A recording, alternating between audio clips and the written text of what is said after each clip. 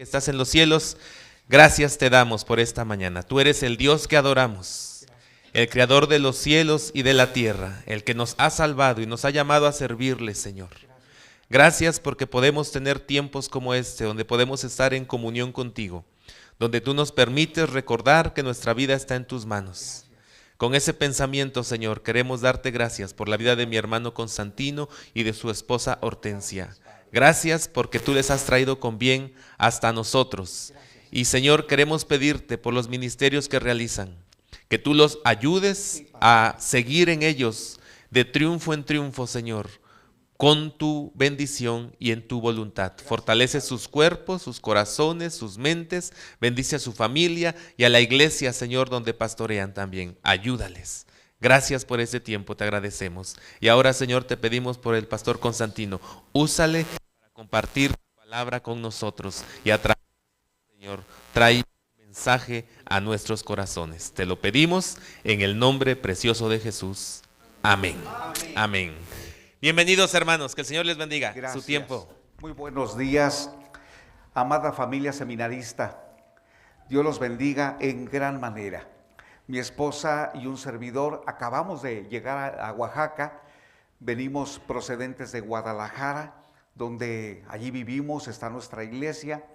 Tenemos 39 años viviendo en Guadalajara y todo ese tiempo el Señor nos ha concedido comenzar iglesias nuevas hablando entre comillas de cero, y ha sido una gran experiencia pastorear a discípulos desde que los encontramos en las calles para hablarles por primera vez del Evangelio, luego bautizarlos y luego algunos de ellos ayudarles en su ceremonia de casamiento. Ustedes conocen todo el proceso, así que es un privilegio servir en Guadalajara y estar esta mañana con ustedes. Nuestro amado director, doctor David Tamés, me invitó para estar con ustedes y vi que es una oportunidad de traerles el saludo de la Convención Nacional Bautista de México. El seminario Lacy forma parte de nuestra gran familia nacional. Les traigo el saludo de la mesa directiva, también del liderazgo nacional. Nos vamos a reunir en 2-3 semanas en Guadalajara. Es la comisión coordinadora. Va a ser un esfuerzo muy importante para revisar qué nos falta. Siempre mi pregunta es, ¿qué nos falta? Mi pregunta no es qué hicimos mal o quiénes se equivocaron, sino, porque allí voy a estar yo seguramente cuando alguien haga esa pregunta. Pero cuando preguntamos qué nos falta, entonces estamos considerando que existe un futuro y que Dios nos da el privilegio de estar allí. ¿Qué nos falta? Y el Señor nos da entendimiento para saber qué nos falta, porque en su palabra, por supuesto que Él nos enseña. Así que gracias, hermanos. Les traigo el saludo de una hermana que ustedes conocen bastante bien, nuestra hermana Ruth, una hermana muy amada que ustedes extrañan, ya desean verla. Estuvimos la semana pasada en las instalaciones de la Casa del Pastor, saludamos a nuestra hermana, la vimos fortalecida, eso sí, extrañándolos, pero sobre todo a su esposo, sabiendo que esta estancia de ella que se ha prolongado no ha sido por enfermedad, ha sido porque son los planes de Dios. El motivo es una enfermedad, pero la realidad es que el plan perfecto de Dios es distinto. Su plan es que la hermana esté en Guadalajara atendiéndose de varias situaciones difíciles en su cuerpo, pero la hermana está en un buen proceso y la hermana los ama mucho. De ella dice que lo que más extraña son sus clases, la atención a ustedes, el acercamiento. Así que la hermana, seguramente en sus peticiones, en la lista está la familia seminarista. Están ustedes. Cuando tengan oportunidad, escríbanle a la hermana, envíenle mensajes, porque eso también es muy confortante cuando alguien tiene un ser amado por el que ora y recibe un mensaje también de oración. Vamos a orar. Padre Celestial, oramos por tu sierva, nuestra amada hermana Ruth. Sosténla, Señor. Gracias porque la sostienes, porque dice el Salmo 145, sostiene Jehová a los que caen y no los deja, los sostiene. Gracias, Padre, porque tú sostienes a tu sierva y tú la levantas. Gracias, Padre, por la atención que recibe en el Hospital México-Americano y otros especialistas que están al pendiente. Oramos, Señor, que cumplas tus propósitos en tu sierva. Y gracias, Señor, por su amado esposo, el doctor David Tamés, que se ha mantenido firme como una columna derecha, porque tú lo has sostenido aquí en el seminario. Gracias porque lo rodean una gran familia. Gracias, Padre, por nuestro hermano, el maestro Rafael. Gracias por cada uno de los maestros que esta mañana están aquí y por supuesto tus siervos, nuestros estudiantes, nuestros consiervos. Padre, úsame con poder y gracias porque en la Convención Nacional oramos por este seminario y que yo hoy tenga los pies aquí. Me siento bendecido por ti. Gracias también por mi esposa, que es una bendición en el nombre de Jesús. Amén. Amados hermanos, el tema llamados, pero también formados, área, vocación y proceso, es un tema que el doctor David Tamés me designó para dar seguimiento a lo que ustedes están estudiando. En un momento vamos a leer la Biblia. Me parece, y quiero abrir mi corazón con ustedes, uno de los grandes errores en la comprensión de la vocación ministerial es pensar que el llamado de Dios es la meta final. En realidad, el llamado es apenas el inicio de un largo proceso de formación de la fe, del carácter y de la obediencia. Muchos desean ver resultados sin vivir el proceso. Muchos quieren ser usados por Dios, pero no quieren pagar el precio de ser moldeados. Lo que hoy vamos a revisar en Lucas capítulo 5, versículos 1 al 11, es cómo Jesús nos muestra que no solo llama discípulos, sino que los forma. Veamos el texto. Lucas capítulo 5 es un texto sumamente hermoso, conocido, es el milagro de la pesca milagrosa, pero no quiero dar por hecho que ustedes ya lo conocen, ya lo han leído, así que ya no lo leamos. No, lo voy a leer una vez más, porque cada vez que leemos la Escritura, el Espíritu de Dios acomoda la obra de Dios en nuestros pensamientos. Dice así, Lucas capítulo 5, voy a leer la Nueva Versión Internacional. Es la Biblia que ahora tomamos de ahí de nuestra oficina, es la Biblia que tomamos rápido para poder venir acá. Tenemos otras Biblias, pero voy a leer esta versión. Cierto día, mientras Jesús predicaba en la orilla del mar de Galilea, grandes multitudes se abalanzaban sobre él para escuchar la palabra de Dios. Jesús notó 2 barcas vacías en la orilla porque los pescadores las habían dejado mientras lavaban sus redes. Al subir a una de las barcas, Jesús le pidió a Simón, el dueño de la barca, que la empujara al agua. Luego se sentó en la barca y desde allí enseñaba a las multitudes. Cuando terminó de hablar, le dijo a Simón, ahora ve a las aguas más profundas, boga mar adentro y echa tus redes para pescar. Maestro, respondió Simón, toda la noche hemos trabajado y no hemos pescado nada, pero si tú lo dices, en tu nombre echaré la red. Y esta vez las redes se llenaron de tantos peces que comenzaron a romperse. Un grito de auxilio atrajo a los compañeros de la otra barca y pronto las 2 barcas estaban llenas de peces y a punto de hundirse. Cuando Simón Pedro se dio cuenta de lo que había sucedido, cayó de rodillas delante de Jesús y le dijo, Señor, por favor, aléjate de mí, porque soy un hombre pecador. Pues estaba muy asombrado por la cantidad de peces que habían sacado, al igual que los otros que estaban con él. Sus compañeros, Santiago y Juan, hijos de Zebedeo, también estaban asombrados. Jesús respondió a Simón, no temas, de ahora en adelante serás pescador de hombres. Y en cuanto llegaron a tierra firme, dejaron todo y siguieron a Jesús. El llamado que nosotros notamos aquí es inmediato, pero la formación es progresiva, profunda y muchas veces dolorosa. Un escritor, A.T. Robertson, nos dice que esto no es solamente una pesca milagrosa, sino el punto de inflexión donde hombres comunes entran en una escuela divina de formación espiritual. ¿Y qué escenario? La multitud, de acuerdo a lo que hemos leído, la multitud se acerca para escuchar a Jesús. Pero Jesús se acerca a Simón para solicitarle su barca. Es interesante cada detalle porque lo escribió un médico. Y él, acostumbrado a la investigación científica, como escribe en el capítulo 1, ha ordenado cada uno de los detalles para mostrarnos que en este relato toda palabra, todo detalle tiene importancia. Por tanto, cuando dice que el gentío se agolpaba, dice la versión Reina Valera 60, se agolpaba sobre Jesús porque querían escuchar la palabra.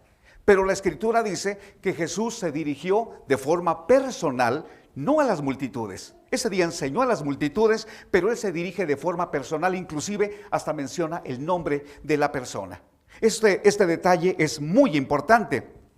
Pero algo más, los pescadores estaban cansados y desvelados y discretamente, así lo creo, lavaban sus redes para guardarlas e ir a descansar. Había sido una noche malísima, sin peces. Entonces vienen las 4 enseñanzas que quiero compartir de un llamado, pero una formación. Y yo noto 4 aspectos vitales que son claves para nuestra formación. Si el Señor nos ha llamado, Él nos llamó en un instante, en un momento, nos dijo, yo quiero que tú sirvas en un ministerio. Pero la formación implica una serie de comprensiones. La primera, viene el proceso de formación. Es importante que un pastor, un misionero, una misionera, un evangelista o quien ha sido llamado por el Señor, comprenda quién es Jesús. Esta parte es tan importante porque dice en el capítulo 5, versículo 1, que el gentío se agolpaba para oír la palabra de Dios. Pero es más interesante el versículo 3 cuando dice que Jesús pidió prestada una de las barcas y sentándose enseñaba.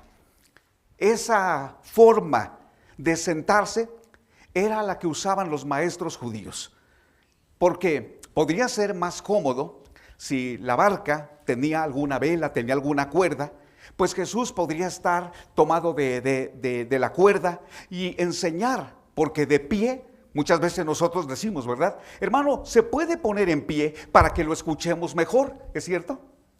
Pensamos que de pie es la mejor posición para hablar, y es correcto, para hablar, pero no para enseñar. Porque para enseñar, la multitud, ellos eran los que tenían que moverse alrededor del maestro.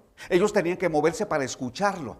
Pero lo interesante aquí es que Jesús cada vez se mueve más o cada vez se dirige más a una persona. Primero se dirigió a una barca, la pidió prestada. Más adelante él se va a dirigir con el dueño de la barca. Así que él se sienta y allí está enseñando la palabra. Pedro y sus compañeros vieron a Jesús que se sentó para enseñar. Y este es un detalle muy importante. Escuchar el evangelio de Jesús rompió la rutina de aquella multitud, pero también los colocó en la responsabilidad de decidir. ¿Qué haremos con lo que Jesús dijo? ¿Qué habría enseñado Jesús? No tenemos un solo detalle de alguna doctrina, algún mensaje que Jesús haya dicho. Como que Lucas no está tan interesado en describir qué fue lo que Jesús dijo, alguna enseñanza acerca del reino de Dios. Estamos seguros que Jesús enseñó acerca de su reino, porque en Marcos capítulo 1, versículo 14, cuando inicia su ministerio, dice que después que Juan fue encarcelado, Jesús vino a Galilea predicando el evangelio del reino de Dios, diciendo, el tiempo se ha cumplido y el reino de Dios se ha acercado, arrepentíos y creed en el evangelio. Seguro que allí en el lago Jesús está predicando lo mismo, porque ese es su mensaje, cambió. Él hablaba de arrepentimiento, de creer en Él, porque ese era el reino de Dios.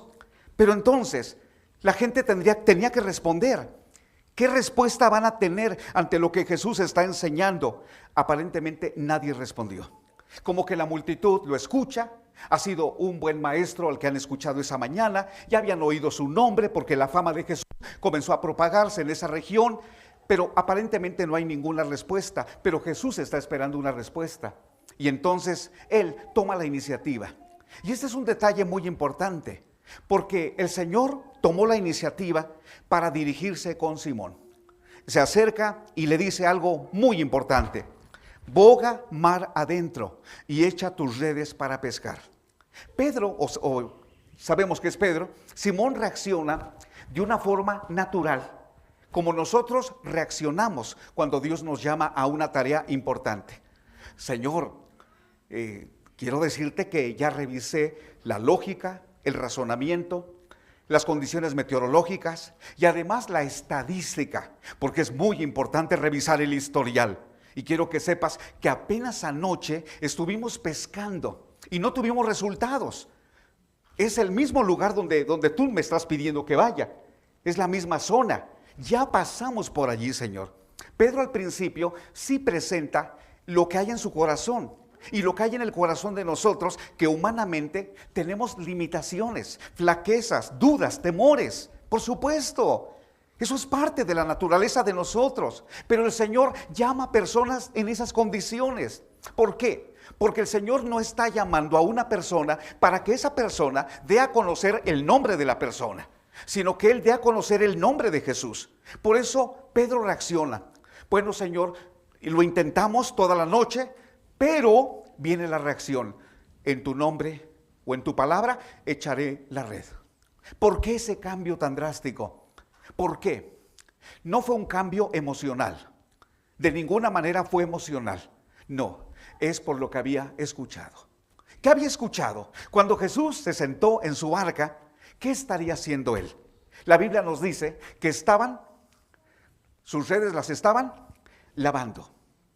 Y en otro pasaje dice que estaban remendándolas, que era una tarea inmediatamente cuando regresaban del mar, preparándose para la siguiente pesca. Así que ese trabajo de remendar redes o de lavarlas es un proceso, porque se tiene que utilizar agua limpia. Y también tienes que revisar toda la red, porque eran redes muy grandes. Tienes que revisarlas. No sé quiénes de ustedes conocen una atarraya. No el anzuelo, la atarraya, una red grande. Y cuando se rompe, tienes que coserla, y muchas veces con el mismo hilo, para que tenga durabilidad. ¿Qué estaría haciendo Pedro mientras Jesús estaba enseñando? Él estaba limpiando sus redes, las estaba remendando, pero estaba escuchando. La reacción de Pedro cuando dijo: en tu nombre echaré la red, no fue emocional, no fue lógica. Su lógica era no ir. Fue una reacción por lo que la palabra de Jesús había causado en él. Por eso dijo: en tu nombre echaré la red. ¿Pero cómo? Simón Pedro tan pronto parece ya un creyente de muchos años, parece un discípulo con mucha madurez.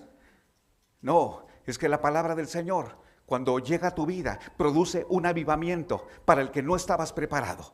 Es decir, la palabra del Señor va a producir en nosotros respuesta que no hemos dado. Nuestras respuestas humanas son: no puedo, no se ha podido, no se va a hacer. Con algunas de esas cosas yo me encontré cuando empecé como presidente. Muchas de esas cosas. Es que en el pasado, es que iglesias han dividido, es que en esta región. Y la verdad, yo le dije al Señor: es para que yo diga: renuncio, no se va a poder aquí hacer nada. Pues hay que llevar adelante el trabajo por estos 3 años. Yo termino, ya fui presidente, me siento bien. No, mi esposa lo sabe, que varias veces le dije a ella, y le sigo diciendo, todavía se lo digo: no puedo. ¿Qué vamos a hacer? Los desafíos son muy grandes. No solo de guiar a las iglesias bautistas, no, que demos respuesta a México. Nosotros somos llamados a dar respuestas con el evangelio a la problemática que vive México. Problemas sociales, de violencia familiar y otros tantos en todas las regiones del país. ¿Cómo ayudar, cómo presentar el evangelio de tal manera que nuestras iglesias sean un faro de esperanza? Yo me he sentido inútil, me descalifico. Como Pedro, Es que ya otros han pescado toda la noche. Pero está bien, lo vamos a hacer. ¿Por qué ese pero? Porque hemos escuchado quién es Jesús. Y esto es determinante. El ministerio de ustedes va a consistir no en tener la certeza de que ustedes tienen ánimo, son positivos. Qué positivo eres, hermano. Te va a ir muy bien en el ministerio. Mira, tu forma de pensar, cómo me agrada. Tú vas a ser un pastor diferente, se nota. Hermano, cuidado con eso. Gracias a Dios que Él te da ese optimismo y ese entusiasmo. Pero llegará el momento que te vas a rendir, porque eso es natural.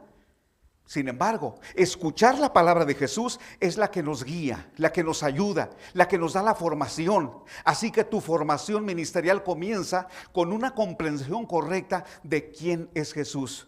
No se puede formar el carácter sin una adecuada cristología. Segundo, además de reconocer quién es Jesús, debo reconocer mi carácter frágil. Dice el capítulo 5, versículo 8, que Pedro cayó de rodillas y exclamó: apártate de mí, Señor, porque soy hombre pecador. Qué forma de reaccionar, otra vez muy humana. Él se sintió indigno. Él vio que esa pesca había sido extraordinaria. Para un pescador eso es sorprendente, porque eso era inesperado, humanamente inesperado. Pero como Jesús había dicho, boga mar adentro, entonces él ve algo inaudito. Nunca había pasado eso, tanto que tienen que llamar a otra barca. Entonces él mira a Jesús, no sé a qué distancia lo miró, pero observa y le dice o le grita: apártate de mí, porque soy hombre pecador. Esto habla también de la formación. Esto es formación ministerial. Porque este milagro no se trata de mí, sino de Jesús. Cuando tenemos una verdadera comunión con Cristo Jesús, se empieza a desarrollar en nosotros la humildad, no el orgullo. Y aquí comienza una de las etapas más difíciles de la formación: el quebrantamiento del yo. Porque si el Señor te ha llamado y Él va a hacer grandes cosas, también se tiene que quebrantar tu yo. Y esa es formación, ese es un proceso. Y muchas veces Dios va a utilizar los métodos que Él quiera. Algunas veces puede ser la salud. Veces problemas en nuestra familia. Otras veces los quebrantamientos internos donde no tienes paz. No cabe duda que el Señor te está llevando a entender que no se trata de ti, que se trata de Él. Sin conciencia del pecado no hay formación espiritual genuina. Él reconoce: apártate de mí porque soy pecador. Qué bueno sería que nosotros, cuando miramos que Dios está realizando grandes cosas, así concluyéramos: Señor, nosotros no hicimos nada, por lo contrario, somos pecadores. Bueno, Jesús lo dijo, que cuando un siervo hace lo que tiene que hacer, debe decir: siervos inútiles somos, porque lo que debimos haber hecho, eso hicimos. Así que lo que Pedro está presentando aquí es un carácter que va enfocándose a reconocer a Jesús. ¿Se dan cuenta? Esa es la formación. El Señor nos llama, pero también se tiene que quebrantar nuestro yo. D.A. Carson dice: Dios no forma líderes inflando su autoestima, sino humillando su autosuficiencia. Y qué bueno cuando aquí miramos a Simón: apártate de mí. Él reconoce y no está diciendo: no quiero saber de ti, no quiero tener contacto contigo. Él no está hablando de un alejamiento de Jesús. Está reconociendo que Él no tiene las credenciales para que ese milagro se adjudique a Él. Y reconoce que Jesús lo hizo, solamente Jesús. Y qué bueno que nosotros crezcamos en esta etapa de santidad en nuestra vida, quebrantándonos delante del Señor día a día. Tercero, pero hay algo más. Para poder formar nuestro carácter, nuestra fe y nuestra dependencia del Señor, viene una parte importante. 3, visualizar por fe la tarea. En Lucas capítulo 5, versículo 10, Jesús le responde: no temas. Desde ahora serás pescador de hombres. Aquí ocurre una transición radical de una profesión legítima a una misión eterna. Jesucristo no solo llama personas, reorienta sus habilidades hacia el reino. George Beasley Murray, él dice, el discipulado implica un cambio total de propósito, donde la vida ya no se vive para el sustento personal, sino para la redención de otros. Cuando Jesús establece este llamado, vean cómo en este proceso el Señor ahora le da una tarea. Si Pedro no hubiera dicho, o mejor dicho, si Pedro no hubiera comprendido quién era Jesús, ¿saben cómo habría visto a Jesús? Como el Señor milagroso que nos da peces en abundancia. Y era para decirle, Señor, mañana regresa, te esperamos, no faltes, di lo mismo para que suceda.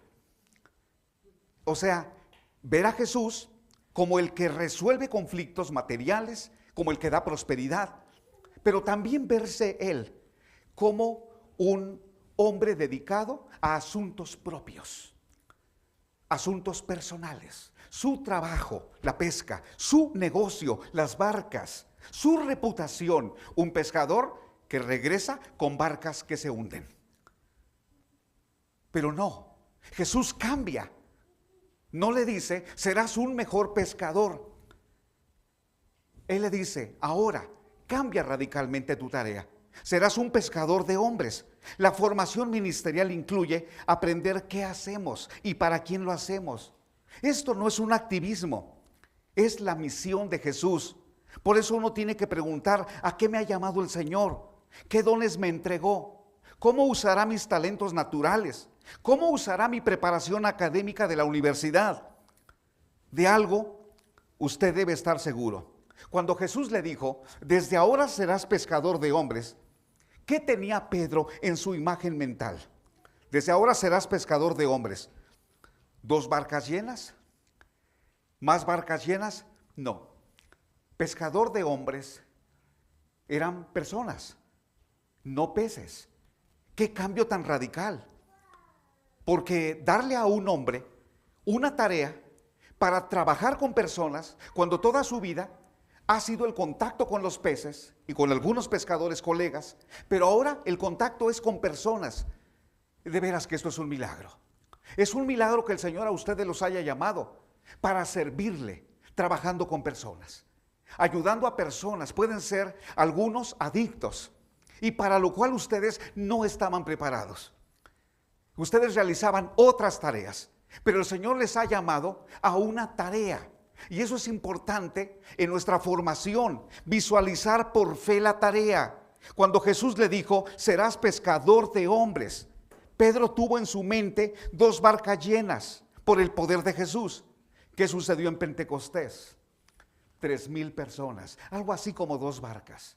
Pero esta vez la predicación fue el medio que Dios utilizó y el poder del Señor se manifestó cuando aquellas personas dijeron, ¿qué debemos hacer?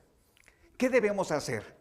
Y Pedro les dice, con el poder de Dios, arrepiéntanse y crean en el Señor Jesucristo y bautícense. Ese día fueron bautizados como 3,000 personas. Hermanos, visualizar por fe la tarea no se trata de éxito académico, no se trata de éxito numérico o cualquier otro tipo de éxito, sino se trata de dar fruto en la tarea que el Señor nos llamó. Y si el Señor nos llamó para servir y trabajar con personas, entonces allí está nuestra tarea, trabajar. No estamos preparados y podemos prepararlos académicamente, pero ya en la experiencia diaria se requiere dependencia del Señor, conocer a Jesús, escuchar su palabra, leer su palabra es clave. Un predicador no debe tener exactamente de memoria la Biblia, pero sí la debe tener en su corazón. Es más impresionante que alguien tenga la palabra del Señor en su corazón, aunque no recuerde algunos textos completos, a que pase al frente y diga de memoria todo un pasaje, pero solamente es como alguien que está recitando. La palabra del Señor debe estar en nuestro corazón. Jesús forma discípulos y algo más, la última, aceptar las prioridades del reino de Dios. ¿Cuál es la prioridad? Pongan mucha atención. En este pasaje de la Biblia, una de las prioridades del reino de Dios dice, y cuando trajeron a tierra las barcas, dejándolo todo, le siguieron. ¿Qué cambio? Es un cambio de prioridades, pero todo esto se fue dando en un proceso que duró algunas horas. Pero la presencia de Jesús fue la que promovió o movió todo esto. Este versículo, y cuando trajeron a tierra las barcas, dejándolo todo, le siguieron. Es breve, pero radical. No dejaron algo, lo dejaron todo. La visión del reino de Dios redefine prioridades, seguridades. La formación que ustedes van a recibir o que están recibiendo no es de días. La formación es de años, la formación es de toda la vida. Seguimos formándonos y entre más años tenemos en el ministerio, tal parece que necesitamos más formación. Necesitamos más formación del Señor. La formación es clave en nuestra vida diaria. No consiste solo en adquirir conocimientos teológicos, sino aprender a soltar aquello que compite con Cristo. Vocación sin rendición produce ministros vacíos. Formación sin sacrificio es una ilusión. Por eso es importante, estimados estudiantes del seminario Lacey, Dios ya los llamó y eso les ha dado una vocación. Pero ahora están en el proceso de formación y este proceso no termina. Años después, Jesús siguió formando el carácter de Pedro. 3 años después de escucharlo, de ver milagros, Pedro tomó una decisión terrible. Cuando le preguntaron si él conocía a Jesús, lo negó 1, 2 y 3 veces. Él necesitaba todavía formación y el Señor lo siguió formando, porque cuando él escribe la primera carta, en el capítulo 1 menciona, hay que añadir a la fe virtud, y hay que añadir a la virtud esperanza, y hay que añadir, y empieza a hablar de lo que hay que añadir. Él escribió esa carta no cuando conoció a Jesús, sino escribe la carta muchos años después. Es decir, él mismo reconoce que la vida cristiana o el ministerio pastoral consiste en crecer, en ser formados por el Señor. Y algo más, ustedes son jóvenes y no deben repetir un error. Ustedes en el seminario, como buenos estudiantes, con una cara muy risueña, que seguro eso inspira a los maestros para prepararse más. Ustedes buscan ayuda de los maestros, buscan ayuda del director, piden consejo por su trabajo práctico.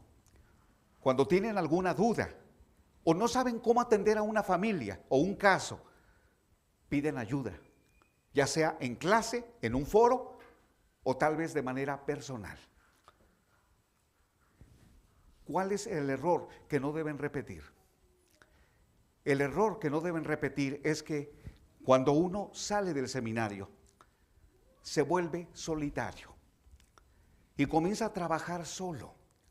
Y esto ha traído a muchos líderes ruina. Este no es el mensaje que vemos en el proceso de Jesús. Y no quiero terminar este mensaje sin ver ese detalle. No se llenó una barca, se llenaron 2. Pero no estaban las 2, solo fue una. Y Simón llamó a la otra barca para que vinieran y ayudaran con los peces. Eran tantos los que tenían. Allí miramos que en nuestra formación ministerial vamos a necesitar el respaldo, la ayuda de otros hermanos. Pero no mientras uno está en su etapa de estudiante, sino también cuando ha terminado sus estudios ministeriales. Y una buena manera es que ustedes tengan siempre un mentor, siempre, o hermanas amadas, ustedes hermanas amadas, una mentora. Hermanas amadas, lo mejor es que las mujeres tengan una mentora, no un mentor. Busquen a alguien que se identifique, ore por ustedes y les aconseje. Y una mentora, no mientras pasa su crisis de ansiedad. No, es toda la vida. Si esa mentora ya no la tienes por alguna razón, ora al Señor que te dé otra. Pero tú también sé una mentora para otras hermanas. Lo mismo los varones. Necesitamos un mentor. Ahora ustedes creo que no lo necesitan tanto, porque aquí los tienen. Qué mejor que sus mentores maestros. Qué mejor. Y algunos de sus compañeros que son buenos amigos. El asunto es, ya cuando salimos de una institución, ustedes deben prepararse y siempre compartir los resultados. Siempre que el Señor te dé un resultado, compártelo. En una ocasión fui a una iglesia bastante grande y el hermano envió a uno de sus líderes y le dijo: preséntale al pastor Constantino dónde va a predicar para que se dé un quemón. Así le dijo. Y dice: hermano, el pastor me ha mandado que para que te des un quemón. ¿Saben lo que significa eso, verdad? No, allá en mi tierra, pues es para que me impresione, para que me intimide. Y bueno, ya entré, ya con lo que él me dijo, pues ya no me di el quemón. Desde antes de entrar, como que ya me preparo y dije: ya no me voy a dar el quemón. Así que entramos y observamos el auditorio precioso, muy grande para mucha gente. Y dije: ¿por qué me dijeron que yo me iba a dar un quemón? Yo no soy pastor de una iglesia con un edificio de esas dimensiones. Y gracias a Dios por ese edificio, gracias a Dios por esa iglesia que se reúne allí. Pero creo que podríamos tener y caer en el síndrome del rey Ezequías. Cuando Ezequías sanó, entonces él llamó a otros reyes de la comarca lagunera, no de otras comarcas, para mostrarles no la bendición de haber sido sanado, sino sus riquezas. Así que cuando se fueron los reyes, Isaías lo llama: venga por favor, venga hermanito. Le mostraste a ellos y empieza la confrontación. Y él dice: por supuesto, si es algo digno de mostrar, pues que lo sepan. Hay que evidenciarlo. Como algunos dicen, hay que cacaraquear los huevos. Claro, usted tiene que visibilizarse en Facebook. Salga en TikTok, muéstrese y ponga que bautizó a tantos y ponga allí todo, que vean que usted es de los buenos. Isaías le dice: pues qué pena, porque esos reyes han observado, han codiciado y vienen por todo eso. Así que si alguna vez un pastor les muestra su gran edificio, dígale: cuidado pastor, porque puedo venir por esto. Lo que sí debemos compartir es las bendiciones que Dios nos da. Si usted en su ministerio necesita la ayuda de un pastor, llévelo. Si usted necesita a otro compañero que le ayude en una conferencia, llévelo. Y si usted tiene que compartir los créditos con alguien, por favor, hágalo. Hágalo. La cosecha no fue suya, la pesca no fue suya. Usted no sabía ni qué hacer. Usted estaba frustrado, desvelado, rendido, lavando redes sin saber qué iba a pasar mañana. Pero Jesús, Él hizo la diferencia. Y Jesús, yo ruego a Él que haga la diferencia en nuestros ministerios. Pero la formación es una dependencia constante. Es una actitud de santidad. Apártate de mí. El Señor hoy nos dice: acércate confiadamente al trono de la gracia. Pero ese sentido de humildad lo debemos tener. Señor, te necesito. Deseo que tu gracia se derrame en esta obra nueva que estoy comenzando. Ayúdame, Señor, en mis estudios. Y cuando el Señor te empiece a dar grandes cosas, dale el crédito a otros también, porque es un trabajo de equipo. Así que, amados hermanos, el Señor nos conceda la gracia no solo de ser llamados, sino de permitirle formarnos cada día, hasta que Cristo sea plenamente formado en nosotros. Amén. Ahora voy a orar y deseo orar por todos los que están al frente de una obra nueva, ya sea que están visitando un lugar donde hay una persona o un grupo y que el Señor los ha puesto para enseñar desde una persona a una familia o un grupo de personas. ¿Se pueden poner en pie los que están realizando esa tarea? Trabajo misionero, trabajo pastoral.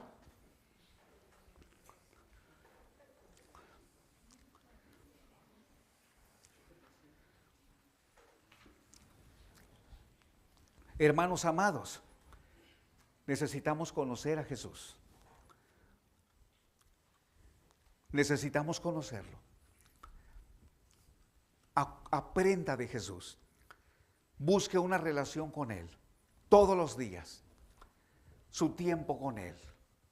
Su palabra es clave. Lo que yo he enseñado este día, el Señor primero lo puso en mi corazón. Su palabra es clave. ¿Y los demás hermanos qué tareas realizan?